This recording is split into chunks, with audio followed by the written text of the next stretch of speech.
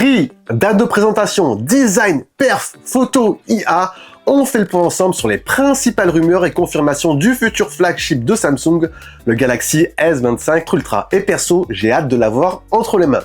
Le S24 Ultra que j'ai depuis sa sortie et que j'utilise est pratiquement au taquet sur tous les aspects. Et je pense que ça va être assez compliqué pour Samsung de tout bousculer. Alors, le 23 janvier 2025, retenez bien cette date. Le site coréen FN News affirme que Samsung organisera un événement Galaxy le 23 janvier prochain à San Francisco et présentera du coup sa nouvelle génération Galaxy S25 à travers les modèles Ultra, plus le modèle standard, et on pourrait aussi voir débarquer un petit nouveau, le S25 Slim, même si rien n'est encore confirmé pour l'instant. Le prix, facteur primordial, et oui. Alors, va-t-on subir une augmentation ou pas pour cette nouvelle cuvée? Bonne question. Je le rappelle, en l'espace de 3 générations, le modèle Ultra a subi une augmentation de 200 € en passant de 1259 € sur le S22 Ultra à 1459 € sur le dernier S24 Ultra. Alors, il y a plusieurs sources qui le confirment, le S25 Ultra serait apparemment plus cher à concevoir que son prédécesseur. On parle d'une augmentation de 110 $ sur le coût de fabrication. Entre certaines pièces, le processeur et j'en passe, son coût serait donc apparemment plus élevé. On peut donc se poser la question légitime, est-ce que Samsung répercutera-t-elle ou pas cette différence de prix sur le lancement? Perso, je pense que oui, il y aura une augmentation, mais pas d'une centaine d'euros, ça serait beaucoup trop de la part de Samsung. Après, petit point positif pour se réconforter, vous savez peut-être, Samsung propose de manière générale de nombreuses offres pendant le lancement.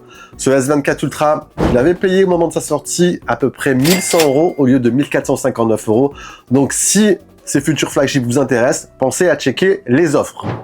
Visuellement, alors, je sais pas ce que vous en pensez, mais moi ce S24 Ultra, je le trouve vraiment réussi. Eh bien, Samsung va y apporter quelques petits changements. Exit les angles droits, on passerait sur des coins arrondis, ainsi que des bordures moins anguleuses. En gros, il reprendrait le même format que le S25, S25 Plus, écran plat, bord plat et coins arrondis, soit le même form factor qu'un iPhone, on va pas se mentir. Le placement des capteurs à l'arrière lui resterait inchangé, et petite bonne nouvelle potentielle, côté poids, il serait plus léger que son prédécesseur. On passerait de 232 à 219 grammes, notamment dû à une épaisseur plus fine, 8,2 contre 8,6 mm pour le S24 Ultra. Bref, un léger lifting qui apporterait notamment une meilleure ergonomie au quotidien. Ça, c'est cool.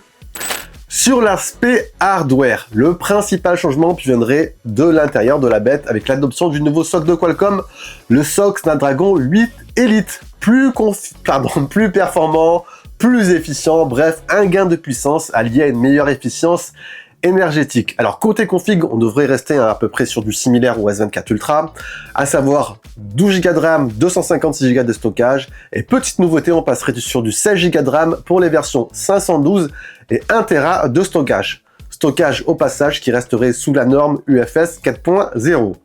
La seconde évolution sur la partie hardware, elle serait bien évidemment à mettre du côté de la photo. Eh oui. Le capteur principal resterait identique au 24 Ultra, à savoir une définition de 200 mégapixels avec une ouverture de f1.7 et une stabilisation optique. L'ultra grand angle verrait lui sa définition augmentée, tout comme le zoom optique x3 en passant sur une définition de 50 mégapixels. Et le dernier zoom optique x5 lui conserverait sa définition 50 mégapixels. Donc on aurait un alignement au niveau de la définition. Après, plus de définition n'est pas forcément gage de meilleure qualité, mais ça apporterait davantage de lumière lorsque vous êtes en zone sombre, grâce notamment à la technologie du pixel binding, à savoir la fusion de 4 pixels en 1. Sur la partie vidéo, apparemment, il n'y aurait pas de grosses nouveautés, seule la possibilité de filmer en 8K avec l'ultra grand angle. Après, perso, sur le S24 Ultra, c'est pas forcément un format que j'utilise. Du 4K suffit amplement, après avoir dans les années à venir. Sur la partie software, en gros, retenez Android 15, One UI 7 et toujours plus d'IA. Alors, ce futur flagship débarquerait donc avec la prochaine grande mise à jour One UI 7.